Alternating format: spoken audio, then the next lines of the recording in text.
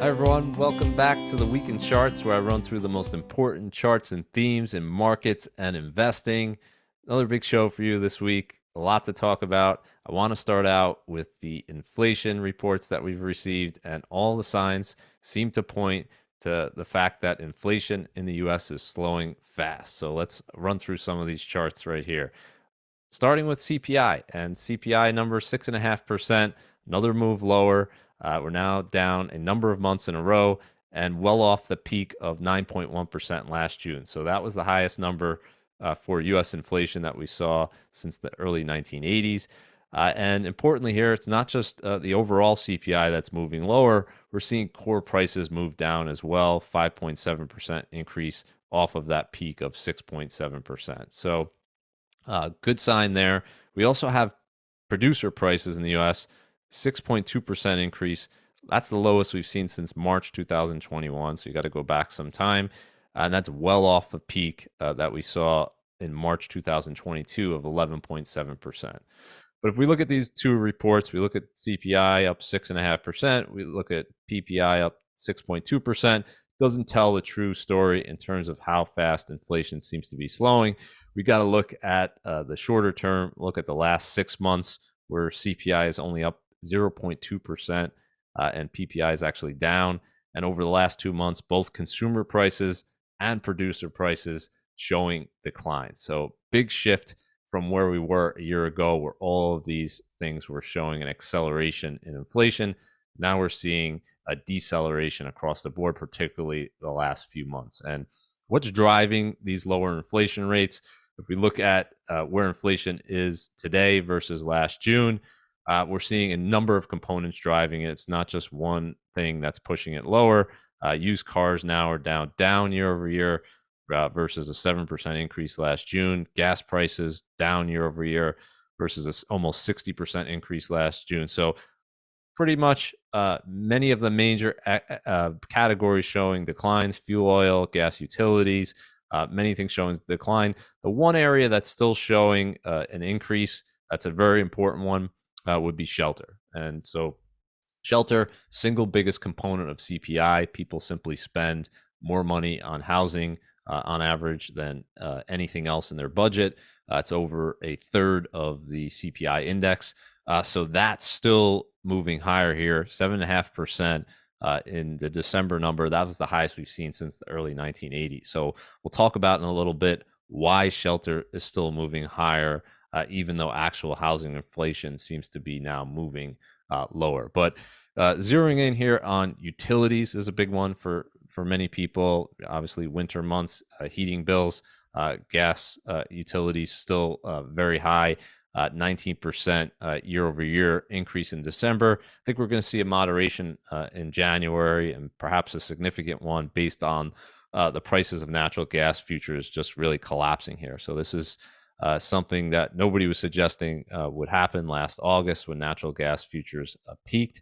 But now we're down 69% from that peak, lowest level since mid 2021. So great sign there for consumers seeing the collapse in natural gas prices. But getting back to that shelter component and the housing inflation, what we have here is something very interesting where we're seeing the actual rents. So if we're looking at a national average of US rents, they're actually going down over the past a few months. 3 months in a row, rents have gone down in the US, and the year-over-year rate of increase is decelerating at a rapid pace, now up only 4% year over year. So the question is, why is this still showing an increase in the shelter component of CPI, where we're showing an increase in that year-over-year rate of change when clearly actual housing inflation is going down? Well, it's simply the way shelter CPI is calculated causes a lag in terms of the relationship with actual prices. So as the months go on, that lag is going to reflect itself, perhaps with a few more increases in shelter CPI, but at a certain point, you're going to see this roll over as well. And if we look at the bigger picture of where shelter CPI is versus actual rents since the start of 2020, you can see here we just had this huge surge in rents in 2021. and in early 2022 before it started moving in the other direction. And shelter CPI simply was underreporting that inflation. And this is just showing you rents. Home prices even showed a bigger increase, over 40% in a 2-year period. And shelter CPI, the way it's calculated, simply wasn't reflecting that. And now it's closing some of that gap, at least with rents, but it's doing so on a lagged basis. So while rental inflation is coming down, shelter CPI still moving to play catch up. So in the coming months, you're going to see probably shelter CPI begin to slow at some point. And then when it turns, when it starts going in the opposite direction, assuming that rents and home prices continue to come down, then we're going to see that a huge impact on CPI, just given the weight of shelter in that index. So all these signs pointing to lower inflation.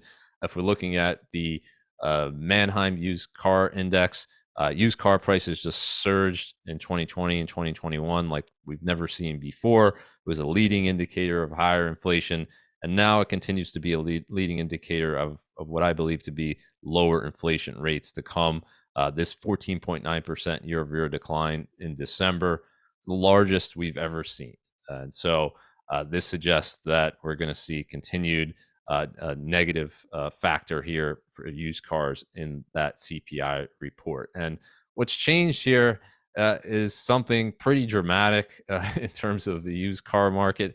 I thought this was crazy that this was going on last year. It was a bubble, in my view, like we hadn't seen before in this market, where people were actually flipping their cars because the prices were going up so much, where you could buy a car and sell it at a higher price. Typically, historically, for all of history, you would buy a car, and the minute you drove it off the lot, it would be worth less. That was kind of the joke about depreciation in terms of cars and how rapid it was. But demand and supply were so out of whack last year and the year before that you had prices rising for used vehicles instead of the usual depreciation. But as you might have guessed, this game didn't go on for very long, and anybody who entered this game at the end of it, which was really last July when prices peaked, is feeling some pain today because prices have started to revert back to the mean. So this is a chart showing you the average price of a used Tesla, and you could see rapid deceleration, and that deceleration has really increased over the past few months. Where now the average price of a used Tesla is down 17,000 from its peak, about 25% decline. So pretty significant in a very short period of time. Needless to say, you can't flip a car when it's moving down in price. So that game has ended. And what's just stunning here is Car Gurus has this index where they show prices every day, and we're seeing not only overall used car prices come down every day, but Tesla prices moving down much more rapidly than the overall index for used cars. So we're seeing significant price declines every single day. There's a number of factors driving that, but really supply and demand. And now there's more supply of Tesla cars. There's less demand because we have higher interest rates, and Elon Musk has talked about that, how that impacts, of course, car buying. Most new car purchases, over 80%, are financed. So when you bump up the interest rate on that the way it's been in the last year, that's going to increase. That's going to start to hit demand in a major way, and it has. And another factor is that Tesla themselves, perhaps they haven't said why, but probably in a reflection of lower demand, they're cutting prices on new cars. The report is around 20%. So if you're cutting new car prices by 20%, used car prices have to reflect that. And I don't think we're quite there yet, but pretty rapidly, this used car market is kind of repricing to that new reality. So it would be an interesting thing to watch in the coming months to see how far, how much of those used car gains are given back on this move lower. Because remember, it was just a stunning increase in the prices of used cars, over 40% in a short period of time. Now they've come down, and Tesla way more than the average, but most used cars are still way up from where they were a few years ago. And so we'll see if this trend continues here. Another factor pointed to lower inflation rates is this freight index that I like to look at from Freightos.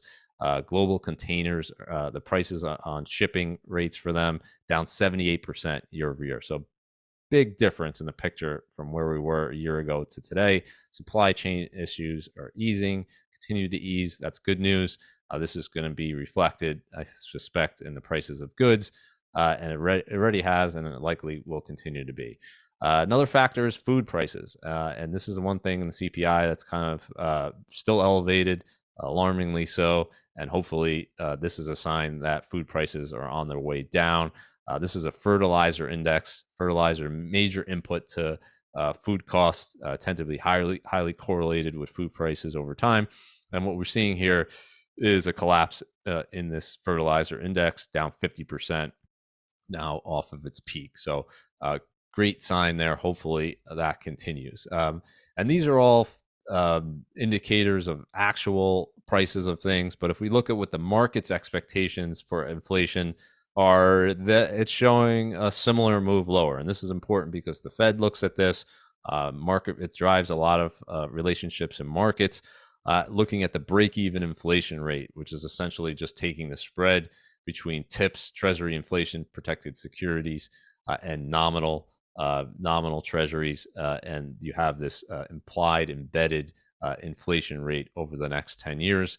And that's at its lowest level since February 2021. And so different direction, right? So we're moving up for all this period of time, peaks last year, and now we're moving lower. The expectation from the market, at least, is that inflation over the next 10 years, not at this point, not going to be a problem. So remember, Fed's inflation target is around 2%. So if the market is correct in this assumption, which they may or may not be, but this is what they're currently expecting, not far off from that 2% level.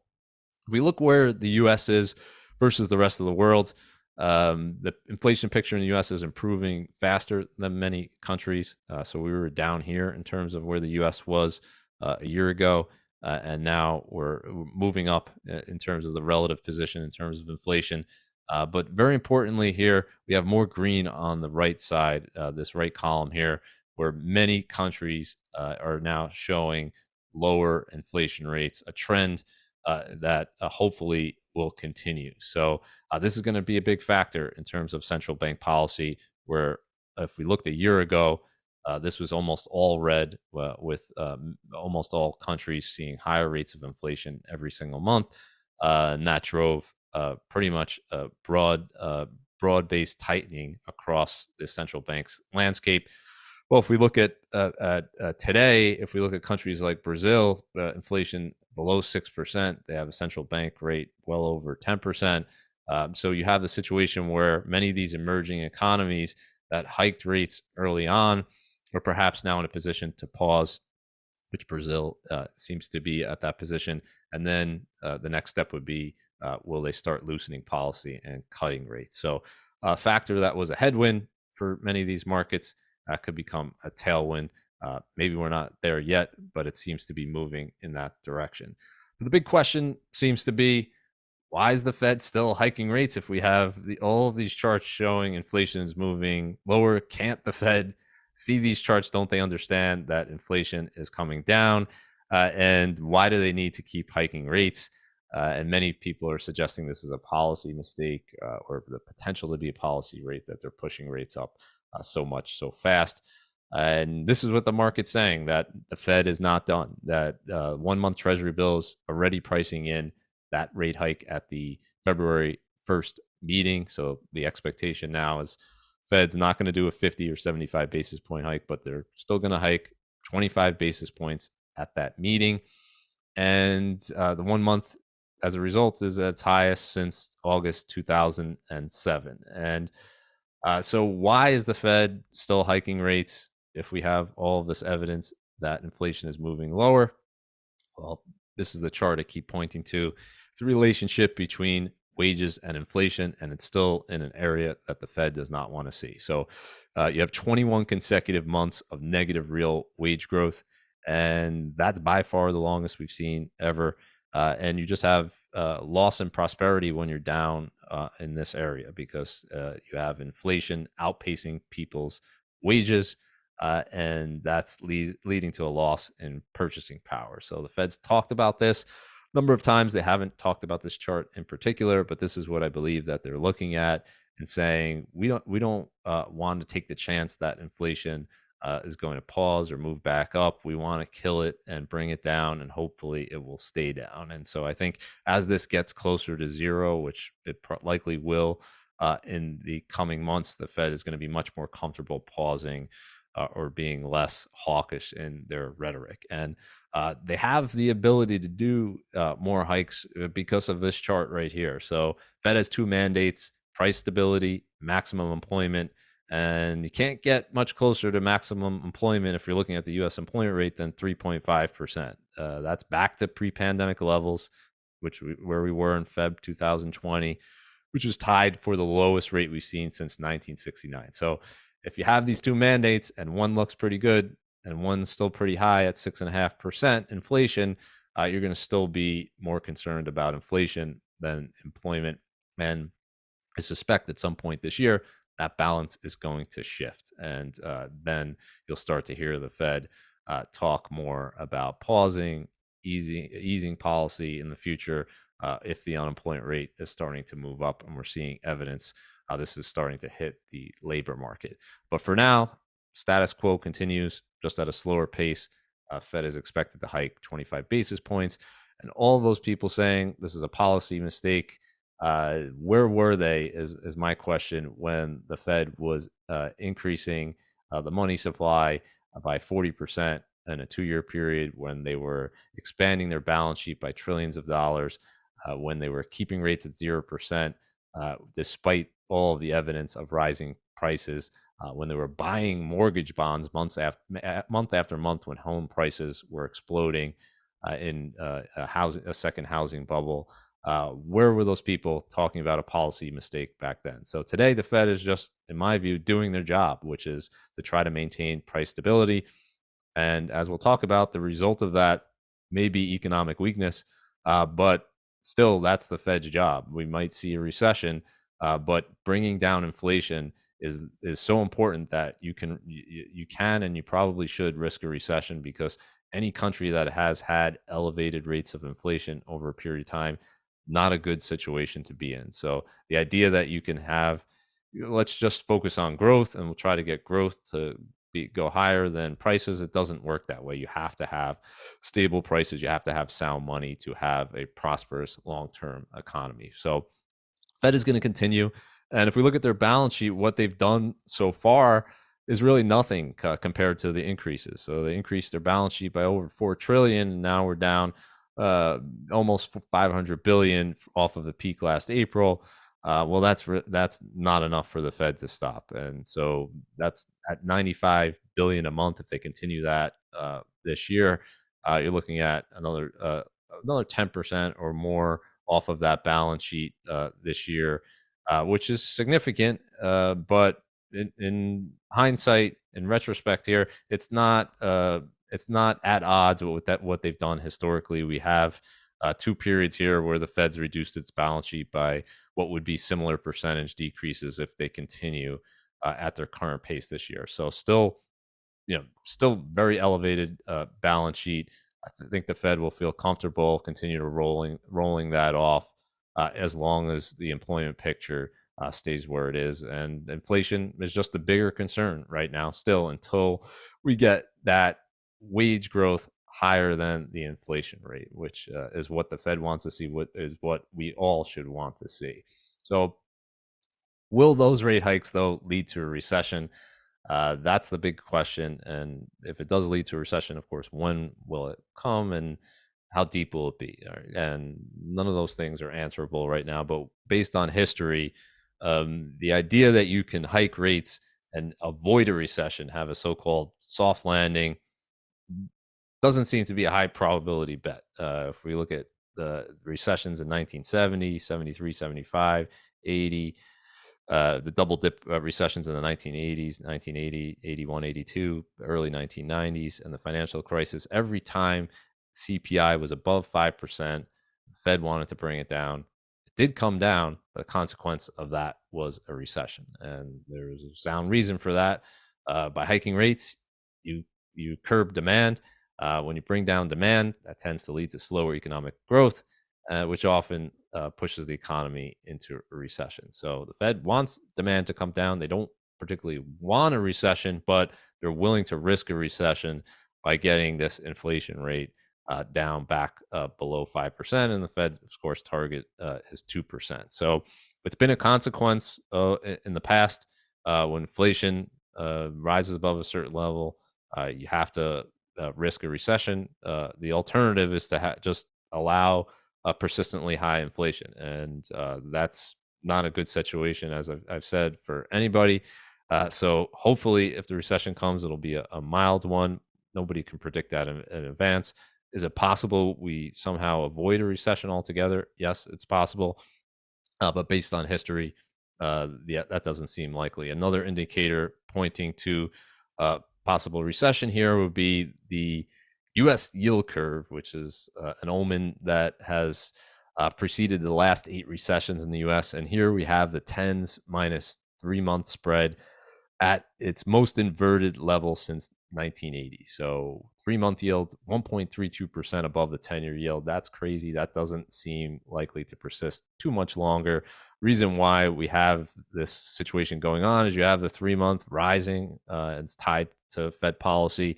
And you have the 10-year moving down and the expectation that inflation is going to come down, looking at that market-based inflation expectation, and that growth is going to come down. And so historically, when you've had this situation where the short end of the curve is above the long end, there's a lag between the two, but a recession comes at some point in the future. And so indeed, the last 8 recessions in the U.S. were all preceded by this inversion in the U.S. yield curve. And what we're seeing here today, why that 10-year yield is lower than the 3-month, or investors are bidding up that 10-year yield on the expectation that the Fed will cut interest rates in the near future.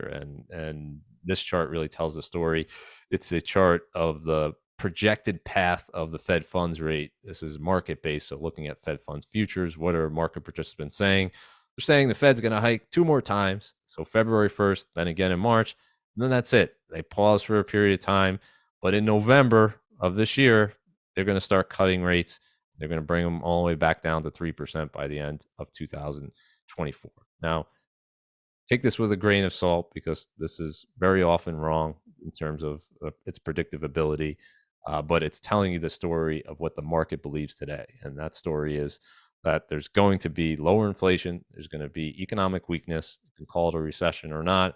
And that's going to cause the Fed to start cutting rates near the end of this year, which in terms of where where inflation is today versus historically, bringing rates down to 3%, that's not very high. So like if the inflation picture is solved by not even getting to 5%, we were above 5% in 2006 and 2007, right? In that cycle with a very low rate of inflation, we were above 5% in 2000 at the peak of the dot-com bubble. So if the Fed can somehow hike rates to less than 5% and solve what was the worst inflation crisis since the early 1980s, that would be a pretty miraculous thing. So it remains to be seen.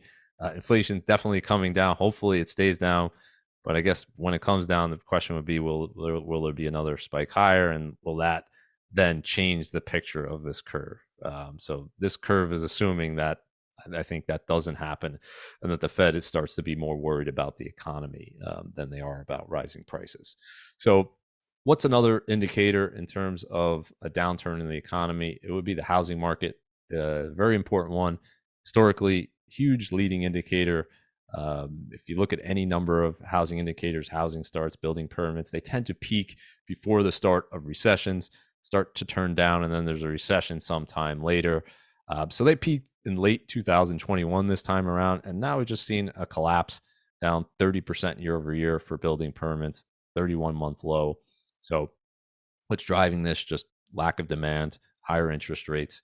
We have existing home sales really collapsing here, down almost every single month last year, and lowest rates of home sale activity, with the exception of May 2020 during the pandemic. You got to go all the way back to November 2010. So the home buyers pulling back. They're not buying that home at the current price because it's just not affordable. Mortgage rates have gone up too much. Home prices have gone up too much, and so with a lag, you're seeing prices start to fall to reflect that lower demand. So if you want to sell your home, you're going to have to reprice it at a lower rate to incentivize buyers to come in. Thus far, we've seen 11% decline off of the June peak from last year. If we compare that to the last housing bubble, we saw prices cut by a third, and took a number of years to get there to the bottom. Nobody knows how much or how deep or how long it's going to continue for, but as long as affordability remains a huge factor, it's hard to believe that home prices won't see further declines here. If we look at this picture in terms of what you need in terms of your percentage of your income to afford that median housing payment, just exceptionally high, 46%, just way too high. You're not going to get a loan, obviously, at that level of your income from any lender. And therefore, anyone who needs to finance the purchase of the home is going to have a hard time doing it. And therefore, prices have to come down or mortgage rates have to come down. And both of those situations are going on. So affordability is starting to improve. It's just not enough. So we've seen the 30-year fixed mortgage rate down to 6.15% off of its peak over 7%. That's good news. It's just not enough to change that affordability picture. As I tweeted out here, the combination of an increase in home prices over the last 2 years, and an increase in the mortgage rate from 2.77% 2 years ago to 6.15%, that combination has led to an 80% increase in the monthly payment, and you need a bigger down payment as well. So that's a huge factor. It's going to be weighing on the housing market, unless interest rates were miraculously to come back down to 3%. You're going to have a problem in terms of demand, just not being there, right? And at a certain point, a seller might take its house off the market, but at a certain point, people need to sell. They're moving, changing jobs, any number of reasons. When they sell, that price is going to sell not at the price they want it to sell at, but at what the market clearing price is. So if supply and demand play out here, you're likely to see lower prices in the future. So if we talk about another slowdown outside of the housing market, we have the technology market continuing to slow. Netflix, first company to report. We got a whole bunch more this week, so we'll cover that next week. But Netflix revenues up a little under 2% year over year. That's the slowest growth rate in the company's history. So you can see this rapid deceleration of growth. This is around the pandemic here. You're seeing 30% growth rates, just a huge surge in demand, people staying at home, subscribers jumping. Netflix is not alone. All of tech had a great boost in growth, and now we're seeing the other side of that, just a rapid slowdown. If we look at Netflix subscribers, 22% increase in 2020, 9% in 2021, just 4% last year. They actually had a few quarters where subscribers declined. So that's the news. But of course, prices move first. Netflix stock was down over 60% from its peak, so it's reflected obviously a lot of that weakness already.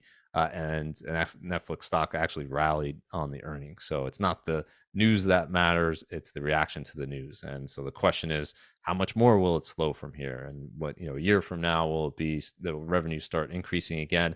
And a big factor for many of these tech companies is in terms of profitability. Are they going to be able to cut costs to help improve that? And you're seeing now significant cost reductions across the board, starting with labor costs. All the big tech companies have announced layoffs in the past few months, and just recently we have big ones from Microsoft, Google, Amazon, Spotify. So across the board, companies are cutting cost. It's a reflection of the fact that they many of them overhired on the way up. So if you're gonna be expecting 30-40% increases in revenue in 2020 or 2021, which was what the market was kind of pricing in at the time with these stocks at just ridiculous valuations. Well, when you have the reality that you're not at that level anymore, Netflix is just one example, but we're seeing that across almost every company in the space. You have to reduce headcount to account for that. So, in many cases, just a right sizing. They overhired on the way up, and now they're getting back to more normal levels. So, very different picture as we talked about in the tech sector versus the overall U.S. economy. Overall U.S. economy, if we look at the unemployment rate, look at jobs increasing now for 24 consecutive months, a very different picture. So you still have the number of job openings outpacing the number of unemployed in many sectors outside of tech.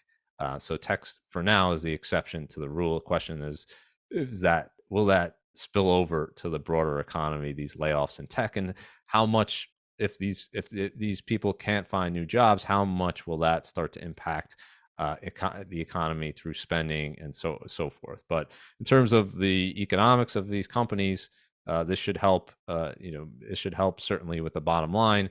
We're seeing more stability and in some cases rallies in these tech names. So the question is, if the economy goes into recession, is that going to put further pressure on these companies to cut costs in the future? So something to watch for sure this year. Very different picture than where we were in 2020 and 2021 with these companies hiring. So in terms of that spending, in terms of that U.S. consumer, big question for this year is going to be, when will the U.S. consumer pull back? And I would say there's some evidence now that they are already starting to pull back. You just can't look at nominal sales to tell you that. If we look at nominal retail sales, they're up 5% over last year. That's a pretty good number in most economies in U.S. history. You would take 5% all day long.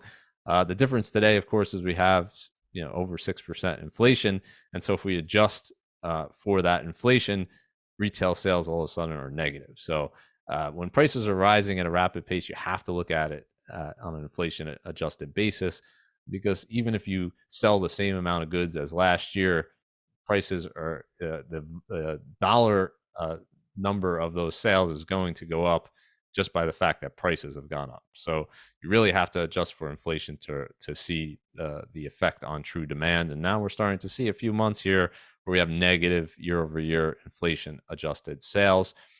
And the question for many is, why didn't this happen earlier? If we have 21 consecutive months where inflation was outpacing U.S. wages, why didn't we see this number really go down and go down more than it has and quicker than it has? And same thing with this number on the top. And the big answer all of last year that we pointed to was two factors. One being the savings rate going down to its second lowest level in history, 2.2%. So people are saving less, and they're also borrowing more. So the American consumer all of last year said, this is a tough situation, but we don't want to cut back just yet. We're going to save less. We're going to borrow more in order to maintain that level of spending. And the big question for 2023, of course, is how much longer can they do that? How much lower can the savings rate go? It doesn't seem like it can go much lower. How much more will they be willing and able to borrow to finance that spread? So, the question for 2023 is does the U.S. consumer hit a breaking point where they start to really pull back, and you start to see that in retail sales, and that's going to obviously drive earnings and economic growth if that were to happen. But for now, spending is not terrible, particularly in travel and leisure. We're seeing huge demand there, still outpace supply. This is a chart of U.S. airline travelers. It's now, if we look at the last 7 days, 8% above pre-pandemic levels. So that's the biggest spread to the upside that we've seen since the start of the pandemic, where you're seeing more travelers today actually than the same period in 2019. And this is in spite of the fact that prices have gone up significantly over that period of time. Anyone who's bought an airline ticket recently probably can see that. It's up over last year, way up over a few years ago. And this is helping airlines, profits of airlines. United Airlines, one company reported a 30% increase above pre-pandemic levels. So, you just have this situation where the U.S. consumer had a lot of pent up demand, particularly for travel. They didn't travel during those COVID years. And now they're going out and spending, and they're spending in spite of price increases. But they're not immune to interest rate rises. They're not immune to that last picture that we showed in terms of saving rates and credit levels. And at some point, that's likely to hit the consumer. The question is just when. But the weird thing about last year in particular was the fact that we didn't have a U.S. recession, but we had the official U.S. recession, I should say, but we had the consumer sentiment picture just collapsing and hit a record low last year. You had 8 straight months in this index below 60. The record before that was only 4 straight months during the 1980 recession, but just remarkable persistent negativity in terms of consumer sentiment. What's interesting, the last reading is actually starting to move up. So maybe the U.S. consumer, all of this negative sentiment, or a big portion of it, was due to that rising inflation rate. And now with the inflation rate seeming like it's coming down and unemployment rate is still pretty low, they're starting to feel better about things. So every cycle is different. If unemployment rate goes up, I would suspect this is not going to be a good picture for consumer sentiment.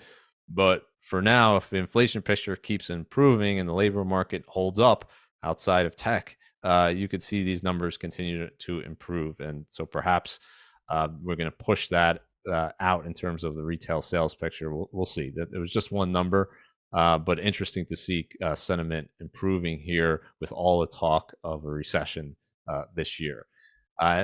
I want to end with an interesting chart. This is I like to end with something positive, and I view this as a positive for America.